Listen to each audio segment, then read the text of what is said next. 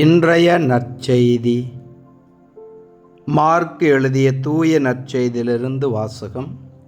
ஆண்டவரே, மாட்சி உமக்கே.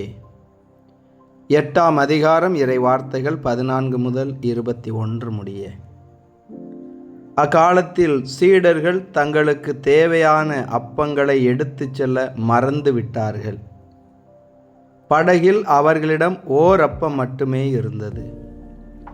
அப்பொழுது இயேசு பரிசேயர், ஏரோதியர் ஆகியோரது புளிப்பு மாவை குறித்து மிகவும் கவனமாயிருங்கள் என்று அவர்களுக்கு கட்டளையிட்டார். அவர்களோ தங்களிடம் அப்பமில்லையே என்று ஒருவரோடு ஒருவர் பேசிக் கொண்டிருந்தார்கள். இதை அறிந்த இயேசு அவர்களை நோக்கி, நீங்கள் உங்களிடம் அப்பமில்லை என ஏன் பேசிக்கொள்கிறீர்கள்? இன்னுமா உணராமலும் புரிந்து கொள்ளாமலும் இருக்கிறீர்கள்? உங்கள் உள்ளம் மழுங்கியா போயிற்று? கண்ணிருந்தும் நீங்கள் காண்பதில்லையா? காதிருந்தும் நீங்கள் கேட்பதில்லையா? ஏன் உங்களுக்கு நினைவில்லையா?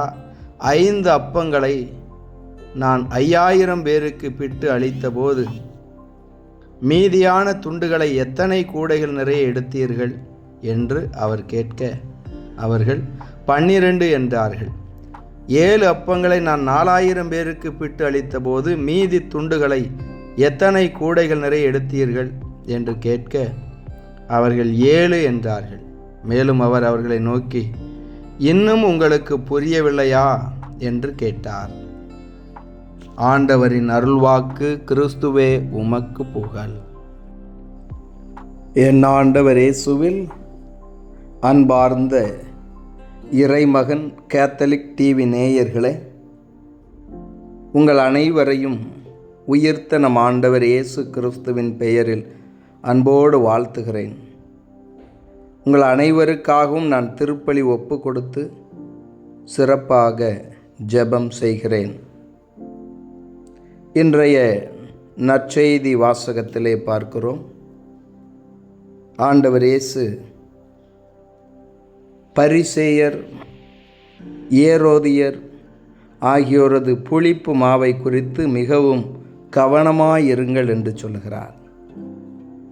ஏனென்றால் இந்த யூத தலைவர்கள் எண்ணிக்கையில் சிறிய அளவில் இருந்தாலும் மக்கள் மீது ஒரு அதிகாரத்தை கொண்டிருக்கின்றார்கள். எனவே அவர்கள் விரும்பக்கூடிய, அவர்களுக்கு சாதகமான போதனையை, தவறான போதனையை மக்களிடத்திலே போதிக்கின்றார்கள். அவர்களுக்காக கடவுளின் பெயரை தவறாக பயன்படுத்தி கொள்ளுகிறார்கள். சட்டத்தின் பெயரிலே, கடவுளின் பெயரிலே மக்களை ஏமாற்றி கொண்டிருக்கின்றார்கள். அவர்கள் சட்டத்தை எழுதி கொடுக்கிறார்கள், ஆனால் அவர்களோ கடைபிடிப்பதே கிடையாது.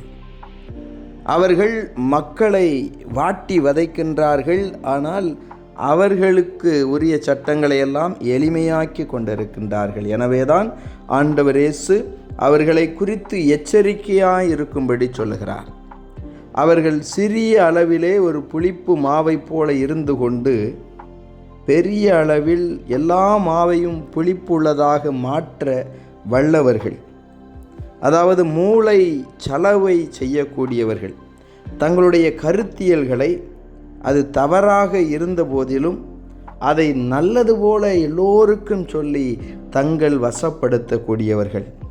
என் அன்பு சகோதர சகோதரிகளே, இன்று நாமும் பல நேரங்களிலே நமக்கு உகந்த விதத்திலே நாம் நினைப்பதை நடத்தி காட்டுவதற்காக நம்மோடு இருப்பவர்களையெல்லாம் நம்முடைய கருத்துக்களை சொல்லி சொல்லி நாம் அவர்களையும் மூளை சலவை செய்கிறோம்.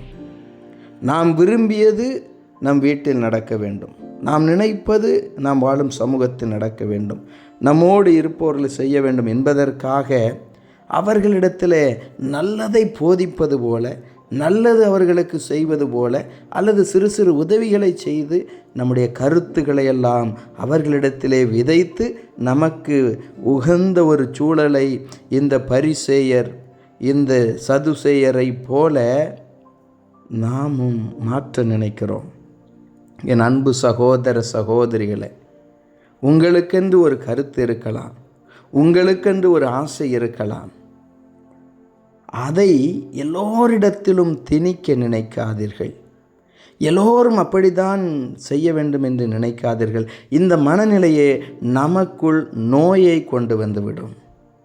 இந்த பரிசேயர்கள் அப்படித்தான் ஏழை எளிய பிள்ளைகளை அவர்கள் விரும்பக்கூடிய விதத்திலே கருத்தியலின் அடிப்படையிலே அடிமைகளாய் வைத்திருந்தார்கள். எனவேதான் ஆண்டவர் இயேசு இந்த புளிப்பு மாவை குறித்து எச்சரிக்கையாயிருங்கள். இந்த பரிசேயரும் ஏரோதியரும் தவறான கருத்துக்களை சொல்லி உங்களை மடைமாற்றுவார்கள், உங்களை திசை திருப்புவார்கள், உங்களுடைய சிந்தனைகளை மழுங்கடிப்பார்கள். கவனமாயிருங்கள் என்று சொல்றார். எப்பொருள் யார் யார் வாய் கேட்பினும் அப்பொருள் மெய்ப்பொருள் காண்பது அறிவு. ஆம் அன்பு சகோதர சகோதரிகளே, மெய்ப்பொருள் காண்பதுதான் உண்மையான அறிவு. யார் என்ன சொன்னாலும் அதை அப்படியே ஏற்றுக்கொள்ளாதீர்கள். கேள்வி கேட்டு சிந்தனை தெளிவு பெற்று அதன் பின்பு ஒரு முடிவுக்கு வாருங்கள். அன்னை மரியாளை பாருங்கள். வானதூதரிடத்தில் நானோ கன்னியாயிற்றே, இது எப்படி நிகழும் என்று கேள்வியை எழுப்புகின்றார். ஒரு தெளிவை பெற்றுக்கொண்ட பின்பு இறுதியில்தான் ஆமேன், அப்படியே நடக்கட்டும், ஆகட்டும் என்று வாக்கு கொடுக்கிறார். எனவே என் அன்பு சகோதர சகோதரிகளே, நீங்கள் எதை கடனாக கொடுத்தாலும் பரவாயில்லை, உங்களுடைய மூளையை, உங்களுடைய சிந்தனையை யாருக்கும் கடனாக கொடுத்து விடாதீர்கள். உங்களுக்கு உதவி செய்யலாம், உங்களுக்கு நல்வழி காட்டக்கூடிய நண்பர்களாக இருக்கலாம். அது அவர்களுடைய கருத்து. உங்களுக்கென்று ஒரு கருத்து உண்டு, உங்களுக்கென்று ஒரு சிந்தனை உண்டு. அதை ஒரு பொழுதும் அவர்களுக்கு விற்று விடாதீர்கள். இவர்கள் இதுபோல நம் மூளையை சலவை செய்யக்கூடிய புளிப்பு மாவாய் இருக்கக்கூடிய மனிதர்கள் நம்மோடு இருக்கக்கூடும். அவர்களை விட்டு சற்று விலகி இருங்கள், எச்சரிக்கையாயிருங்கள் என்று நம் ஆண்டவர் இயேசு இந்த நாளிலே சொல்லுகிறார். அதே போல என் அன்பு சகோதர சகோதரிகளே, ஒவ்வொரு மனிதனுக்கென்றும் ஒரு ஆசை, ஒரு கருத்து, ஒரு சிந்தனை இருக்கும். நீங்கள் ஒரு பொழுதும் உங்களுடைய கருத்துக்களை திணிக்காதீர்கள். உங்களுக்கு உகந்த ஒரு கூட்டத்தை, ஒரு குழுவை உங்களுடைய கருத்தியலின் அடிப்படையில் உருவாக்க நினைக்காதீர்கள். அப்படி செய்கின்ற பொழுதெல்லாம் நாம் பாவம் செய்கிறோம். நம்முடைய சுய நலத்திற்காக ஒரு மனிதனை நாம் சிந்தனை அளவிலே, கருத்துக்கள் அளவிலே அடிமைப்படுத்த நினைக்கின்றோம்.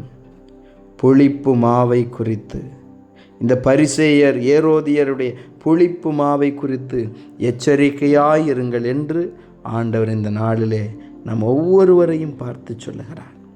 எனவே நாம் முன்மதியோடு, அறிவு தெளிவோடு இருப்போம், எச்சரிக்கையாய் இருப்போம். இயேசுவுக்கே புகழ், மரியே வாழ்க. மன்றாடுவோமாக.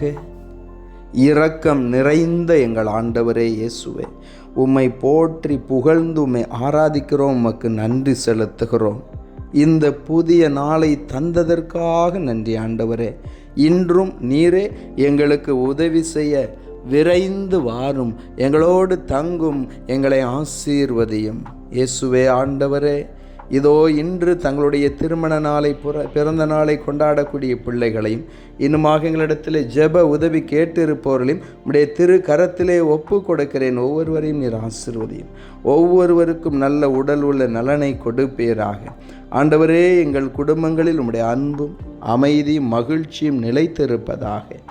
நீரே இதோ இந்த நாளில் அரசு பொதுத் தேர்வை எழுதக்கூடிய பிள்ளைகள் ஒவ்வொருவரையும் ஆசீர்வதி. அவருடைய ஞானத்தினால் நிரப்புவீராக. நல்ல உடல் உள்ள சுகத்தோடு தேர்வை அணுகும்படியாக நீர் ஆசீர்வதியும். இயேசுவே ஆண்டவரே, எவன் ஒருவன் ஞானத்தில் குறைவுபட்டு இருக்கிறானோ என்னிடத்திலே கேட்கட்டும், நான் அவனுக்கு கொடுப்பேன் என்று சொன்னவரே, இதோ உம்முடைய பிள்ளைகள் ஒவ்வொருவரும் ஞானத்தினால் நிரப்புவீராக. இதோ இந்த நாளில் நாங்கள் மேற்கொள்ளக்கூடிய பயணங்களில் எங்களோடு கூட இருந்து எங்களை பாதுகாத்து தாரும் ஆண்டவரே. இயேசுவே, எங்கள் மீட்பரே, உயிருள்ள தெய்வமே, இதோ விபத்துகளினால் நோய்களினால் பாதிக்கப்பட்டு இருக்கக்கூடிய பிள்ளைகள் உம்முடைய அருள்கர ஆசீர்வாதத்தினால் இன்றே நலம் பெறுவார்களாக. நீரே எங்களோடு தங்கும் ஆண்டவரே. எங்களுடைய முடிவுகள், எங்களுடைய முயற்சிகளை ஆசீர்வதியும். திருமணத்திற்காக, குழந்தை செல்வத்திற்காக, வேலை வாய்ப்பிற்காக ஜெபிக்கக்கூடிய ஒவ்வொருவரையும் ஆசீர்வதிப்பீராக. குடிபோதை அடிமைத்தனங்களிலிருந்தும் கடன் பிரச்சனைகளிலிருந்தும் நம்முடைய பிள்ளைகளுக்கு விடுதலை தாரும். இயேசுவே ஆண்டவரே, இதோ எங்கள் மத்தியில் பிரசன்னமாக இருந்து நீரே எங்களை வழிநடத்துவீராக. என்னாலும் நாங்கள் உமக்கு உகந்த பிள்ளைகளாய் இருக்கும்படியாய் செய்வீராக. இதோ இந்த நாட்களிலே உம்முடைய அருளினாலும் ஆசீர்வாதத்தினாலும் நிரப்பும். உம்மை போல பரிவுள்ளம் கொண்டவர்களாக, இரக்கம் மிகுந்தவர்களாக நாங்கள் இருக்க ஆசீர்வதியும். இயேசுவே ஆண்டவரே, உத்தரிக்க நிலையில் இருக்கக்கூடிய ஆன்மாக்களுக்காக ஜெபிக்கிறேன். நீரே அந்த ஆன்மாக்களை மன்னித்து உம்முடைய விண்ணக பேரின்ப வீட்டிலே சேர்த்து கொள்ளுவீராக.